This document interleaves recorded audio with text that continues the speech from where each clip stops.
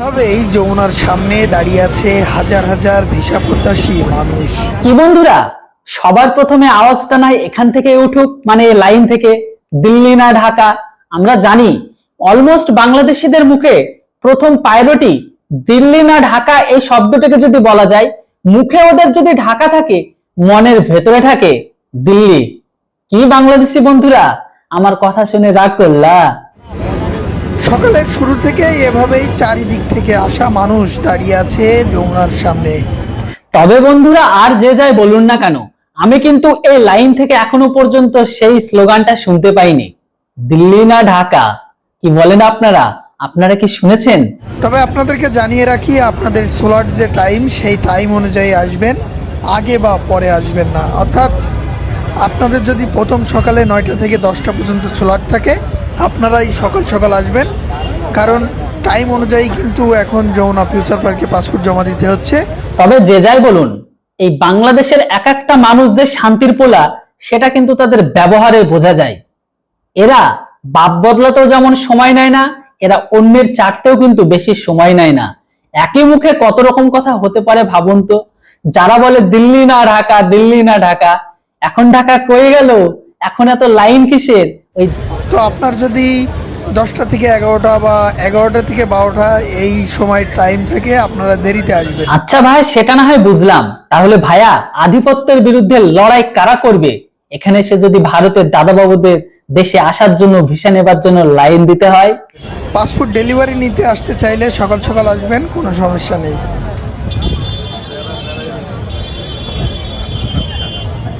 দেখুন, লোক দেখানোর জন্য হলেও উপরে পাকিস্তানে হলেও মনের ভেতরে কিন্তু ওই দাদাবাবুদের দিল্লিই থাকে। আর এই লাইন কিন্তু সেটাই বলে।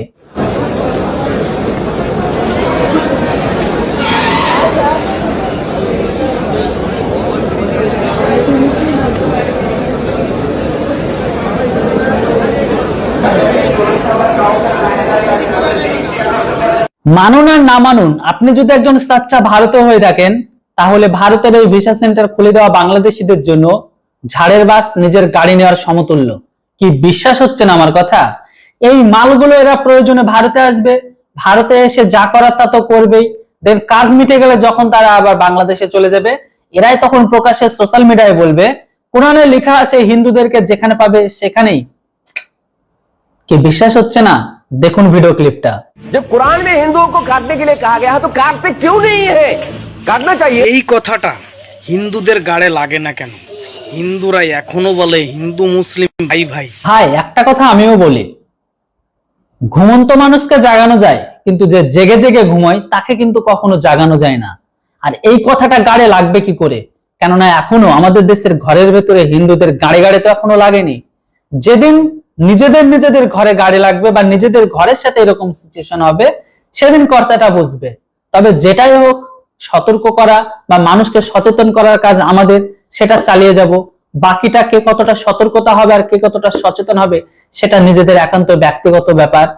কোরআনের কথাটা কি লেখা আছে সেটা কেউ জানে না। তাই বন্ধুরা, ভিডিওটাই একদম স্পষ্ট বলছে, ওদের কোরআনে এটাই লেখা আছে, হিন্দুদের মারো কাটো যা খুশি তাই করো, ওদের সেটাই স্বভাব হবে। ভালো লাগলে ভিডিওটা একটা শেয়ার করে দিও। ইন্ডিয়া আমাদের একটা বৃহৎ প্রতিবেশী, তাই না? তাদের সৈন্য সামন্ত যা আছে, বাংলাদেশের শিশু, একটা নগণ্য শিশু তাদের কাছে। ইনি আর কেউ নন, ইনি হচ্ছে বাংলাদেশের রিটায়ার মেজর জেনারেল। ইনি সব বোঝেন, ইনি সব জানেন, তারপরও ভারতের গাড়ি লাগতে আসে। আমি বুঝে পাই না, এরা যখন অন্তত তাদের দেশের পাবলিক না বুঝলে ইনারা তো বোঝে, তাহলে ভারতের গাড়ি লাগার মানেটা কি? দেখুন না কথাগুলো, ইনি কি বলতে চাইছে, তারপর নয় বলি। এখন আমাদের যদি যুদ্ধ লাগে ইন্ডিয়ার সাথে, বাঁচার উপায় কি তাহলে? আপনি একা একা যুদ্ধ করে বাঁচতে পারবেন? তখন আপনাকে কি অন্য দেশের সাথে চুক্তি করতে হবে না? অন্য দেশের সাথে সন্ধি করতে হবে না? কিরে শান্তির ছেলে, মাঝে মধ্যে সোশ্যাল মিডিয়ায় মাইক নিয়ে ভাষণ দিতে দেখি, সেখানে বলিস যে আমাদের এক একজন মুসলিম 100 জন হিন্দুদের সমান। তোরা নাকি বিশ্বের সব থেকে ক্ষমতা পাওয়ার, সব থেকে তোরা সুপার পাওয়ার, সব থেকে বিশ্বের শক্তিশালী একটা নাগরিক, শক্তিশালী জাতি, যে জাতিকে হারানো অসম্ভব। এরা নিজেদেরকে কুরবান করে দেবে, তবু এরা কারো কাছে মাথা নত করবে না। তোদের নাকি কাউরের সাহায্যের প্রয়োজন হয় না। তাহলে এখন এই সমস্ত কথাগুলো কেন বলছিস? কেন গাড়ি কি ভয় ঢুকে গেছে? না এখন তোরা বুঝে গেছিস যে ভারতকে ট্র্যাগেল করা বা ভারতকে টুকরো করা আমাদের একার পক্ষে সম্ভব নয়? নাহলে তো আপনাকে কি লেখে ফেলবে। এই জিনিসগুলো তখন কিছু আমাদের স্বার্থ হানি হয়, কিন্তু বৃহত্তর স্বার্থে। আজ থেকে নাই নাই করে 2 বছর আগে দেশটার গাড় মেরেছিস, তারপরে দেশের অর্থনীতির গাড় মেরেছিস, তারপরে দেশের উন্নতির গাড় মেরেছিস, তারপরে দেশের সাধারণ মানুষের গাড় মেরেছিস, এবার বাকি অবশিষ্ট যেটা আছে সেটাও মারিয়ে দিবি তোরা, এতে কোনো ডাউট নেই। আর ওই জন্য তো বলেছিলাম বাপ বেটা যদি সমতুল্য না আসে তাহলে কি করে বুঝবে যে পিতার পুত্র এটা? আমি কার কথা বলছি বলেন তো? হ্যাঁ, পাকিস্তানের কথা বলছি। পাকিস্তান যেমন ভাবে এখন গোটা বিশ্বের কাছে দেশ চালানোর জন্য ভিক্ষা করে বেড়ায় যে আল্লাহকে নাম পার কুছ দে দে বাবা, এক্স্যাক্টলি এখন বাংলাদেশের অবস্থাও সেটা হয়ে গেছে। বাংলাদেশ দেশ চালানোর জন্য আইএমএফ থেকে শুরু করে সবার কাছে ভিক্ষা চাইছে। ভারতও ভিক্ষা দেয় মনে হচ্ছে গত বছর থেকে, আর সেটা পাবে না। দেখুন আগে ভিডিও ক্লিপটা, সরি এইদিকে। গাইস, পাকিস্তানের মতো বাংলাদেশের অবস্থা হয়ে গেছে। দেখুন দেশে দেশে হাত পেতে বেড়াচ্ছে, মানে লোন ভিক্ষার জন্য। দেখুন আমি বলছি না, তারাই বলছে। কথাগুলো মন দিয়ে শুনুন, বুঝেছেন? আজকে ইসরায়েল কোথায়, আজকে সিঙ্গাপুর কোথায়, আর আমরা কোথায়? নিজের অবস্থান কোথায় এরা নিজেরাই বলতে পারছে না। আমরা জানি গোটা বিশ্বের উন্নতশীল দেশগুলো উপরের দিকে উঠবে, আর পৃথিবীর একমাত্র এই দুটো দেশ, বিশেষ করে পাকিস্তান আর পূর্ব পাকিস্তান, এরা তাদের আব্বুর মতন গাড়ের মধ্যে, সরি মাটির মধ্যে ঢুকবে, মানে কবরের মধ্যে। যেমন তোদের আব্বু ঢুকছে, এক্স্যাক্টলি তোদের অবস্থাও সেটা করা হচ্ছে। তোরাও সেম পথে হাঁটবি, এতে কোনো ডাউট নেই। আমরা এখনো সোজা হয়ে দাঁড়াতে পারি নাই। একবার ভারতের দিকে তাকিয়ে থাকি। মাননীয় প্রধানমন্ত্রী চীন সফর করে আসলেন, সবাই ইয়ানফসি করছি, কি পাইলো কি পাইলো কি পাইলো। আহারে দেশ, আমরা এখন ভিক্ষার জন্য হাত পেতে আছি। আমরা জানি সবে তো শুরু হয়েছে, এখনো অনেক জায়গায় ভিক্ষা করা বাকি আছে। আর যেমন ভাবে তোদের আব্বু ভিক্ষা করে, এক্স্যাক্টলি তোদেরকেও করতে হবে, কেননা হাতে বাটি ধরে দেওয়া হয়েছে। শুধু ওয়েট অ্যান্ড ওয়াচ।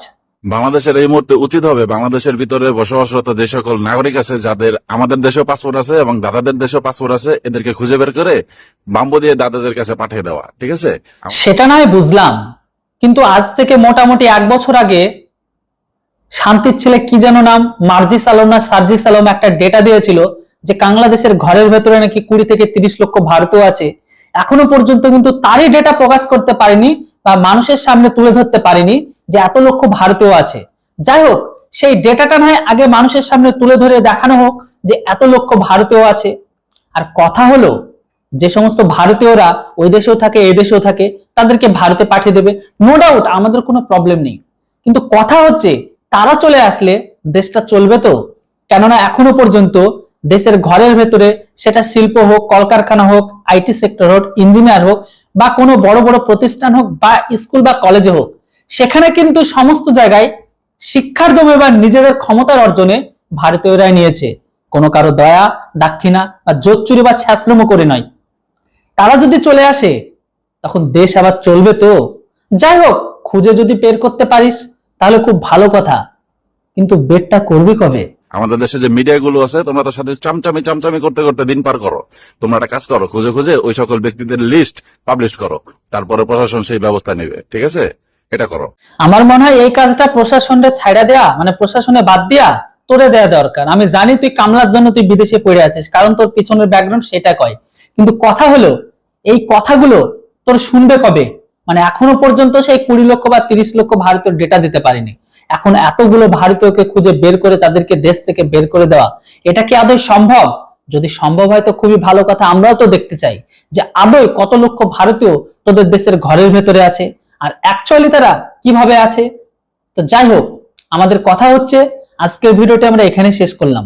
পরবর্তী ভিডিও খুব তাড়াতাড়ি আসছে। ভিডিও কেমন লাগলো অবশ্যই কমেন্ট বক্সে লিখে জানান, আর এই সমস্ত জনমদখনী কাংলুদের নিয়ে আপনাদের কি মতামত সেটাও লিখে জানান। ভিডিও যদি ভালো লেগে থাকে তাহলে চ্যানেলটিকে সাবস্ক্রাইব করতে ভুলবেন না।